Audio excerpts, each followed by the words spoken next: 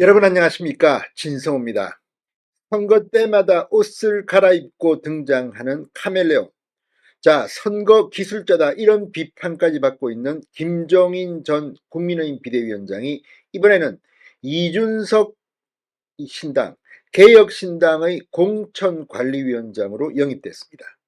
자, 지금 김종인의 영입을 보고 여의도는 지금 말들이 많습니다. 무엇보다 이 과거 민주당이라든지 새누리당 또는 국민의힘 이런 곳에서 일할 때는 다양한 인재풀이 있고 비례대표 순번도 정해야겠고 지역구 공천도 관여해야겠고 아무튼 할 게 많을 겁니다. 실제 김종인 전 비대위원장이 민주당 비대위원장을 할 때 정청래 이해찬을 공천해서 날려버렸습니다. 이런 것들은 상당히 호평을 받기도 했습니다. 자, 2012년 총선 이 박근혜 비대위원회의 비대위원이었습니다. 2016년은 민주당 비대위원장이었습니다. 지난 윤석열 대통령의 선거 때는 국민의힘, 그리고 이번에는 이준석의 개혁신당. 참으로 카멜레온이라 아니하지 않을 수 없습니다. 자, 그런데 문제는 지금 이 이준석 신당 지지율도 기대 이하로 나오고 있고 또 지금 지역구 공천을 놓고 고민할 필요도 없습니다. 오히려 한 명이라도 지역구에 출마하겠다는 사람이 있으면 그냥 주면 됩니다. 비례대표 몇 명이 당선되겠습니까? 순번 정하는 거 이거 어렵습니까? 아무튼 김종인의 영입을 놓고 말들이 많습니다.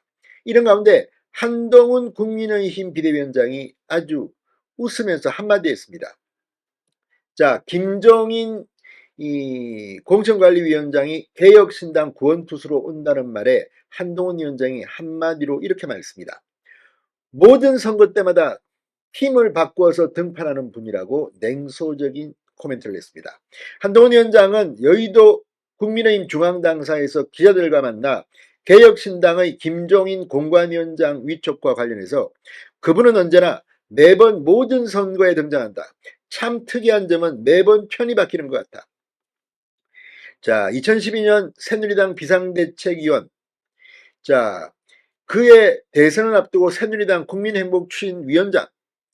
자, 그리고 2016년 총선 때는 편을 바꿔 더불어민주당 비상대책위원장, 대표, 비대위원장. 2020년 총선 때는 미래통합당 선거대책위원장.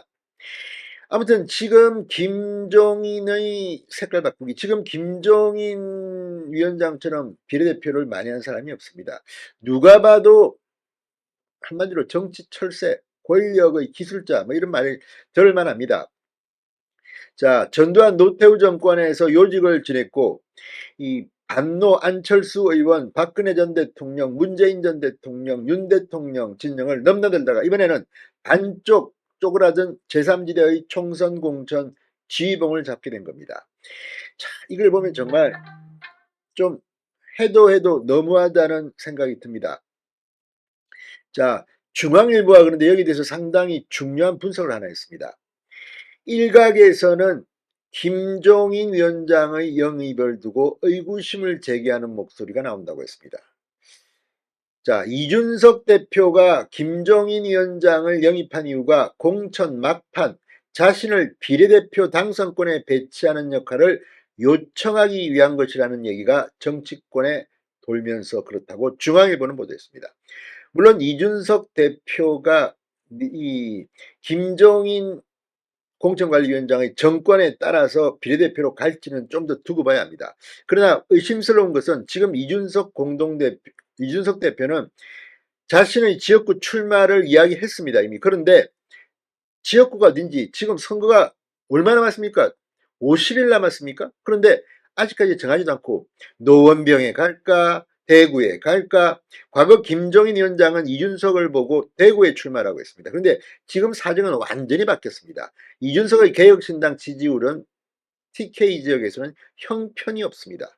말하기도 창피할 정도로 낮게 나오고 있다고 합니다. 그렇다면 자신이 선거운동을 해본 곳은 서울 노원병인데 그것도 날아가고 서울 노원 갑을 이 노원 갑을병이 갑을로 합쳐지게 될 가능성도 높습니다. 지금 이준석이 뭐 경기도 어디를 간다 소문만 있지 본인이 말을 안 합니다. 이거는 상당히 비겁합니다. 같은 정당의 금태섭 전 의원은 서울 종로 예비후보 등록을 했습니다.